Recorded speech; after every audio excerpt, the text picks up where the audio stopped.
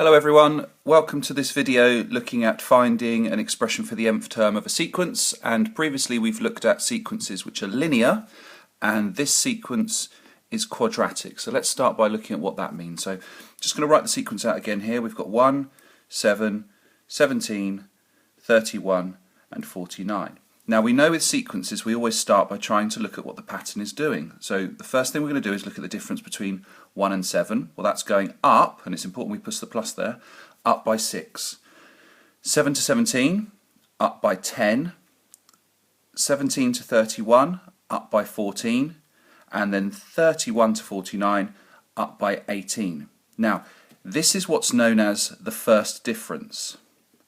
If the first difference is always the same, so let's say these were always going up by 6, then that would be what's known as a linear sequence because the change rate is constant. It's going up by the same amount each time. On this occasion, the gaps are changing. So this time it was 6, then it was 10, 14, 18 and so on. So the gaps aren't the same in the first difference, which means it's not a linear sequence, so it's probably going to be a quadratic sequence. So what we do now is we look at what's called the second difference. So what's happening between the gaps of the gaps, if you like. So from 6 to 10, we're going up by 4. 10 to 14, we're going up by 4. And 14 to 18, we're going up by 4. And this is what's known as the second difference. And this is the point at which we end up getting a common amount. Each gap is increasing by 4. So this tells us it's going to be what's called a quadratic sequence, and the way we know in the exam is because the second difference has the common amount. Now here's how we're going to turn this into part of our nth term, our rule. The first thing you have to remember for a quadratic sequence is the first part of the rule is going to be n squared. It's always going to have an n squared on it for a quadratic sequence, just like it has an n on it for a linear sequence. And then the coefficient of n squared, the number that goes in front of n squared here, is going to be half, divided by 2, half of this gap. So we're going to take our gap of 4, divide it by 2, and that's going to give us 2n squared. So the first part of our rule is 2n squared. Now what we're going to do is see if we can work out the rest of the rule. And the way I like to do this is by putting it into a table of values. So what does n stand for in sequences? Well, n stands for the position number, the number that it is in the sequence. So the first number in the sequence will be n is 1, the second number in the sequence will be n is 2, third one is 3, fourth one is 4, and so on. Now, our rule tells us that our sequence is going to be found by doing 2 times n squared. So we're going to take each of these numbers and then we're going to do this rule to them. But we remember here BIDMAS. So we're going to make sure we obey the rules of BIDMAS. And BIDMAS says to us we do brackets first if there are any. Well, there's not. We do indices next. So we're going to do the power of 2 here. We're going to square it first. So let's start with n is 1. And we're going to do 1 squared. So 1 squared means 1 times 1, which is 1, and then we're going to times that by 2.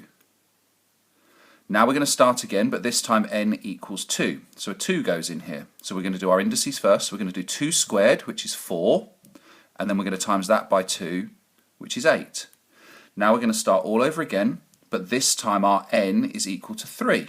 So we're going to do 3 squared, 3 times 3, which is 9, and then we're going to times that by 2, which is 18. And we keep going on this process for the 5 terms that we had in the original sequence. So next, n is equal to 4. So 4 squared is 16, times that by 2 is 32. And then finally, n is worth 5. So we're going to do 5 squared, 5 times 5 is 25, and then times that by 2, so 50. So if the rule of our sequence was 2n squared, this would be our sequence. But what we actually have as our sequence, if we copy this down from the top of the question again, our actual sequence was 1, 7, 17, 31 and 49. So what we now need to do is look at what's the difference between what our rule is telling us our sequence should be and what our actual sequence is. So how do we travel from here to here, and so on across the sequence? Well, this one turns out to be quite a nice easy one. To get from 2 to 1, we have to subtract 1. 8 to 7, subtract 1. And you can see that there's a common rule coming through there for the rest of the sequence. So we start with 2n squared and get this. Then we take 1 away and we end up with the sequence that we started in the question. So our rule becomes 2n squared subtract 1. And that should be the final rule. Let's check it works. So let's pretend we wanted to find the fifth term of our sequence, so n becomes 5. N squared becomes 5 squared. 5 times 5 is 25. Times that by 2 is 50. Subtract 1 is 49. Is the fifth number of our sequence 49? Well, let's just go back up to the question.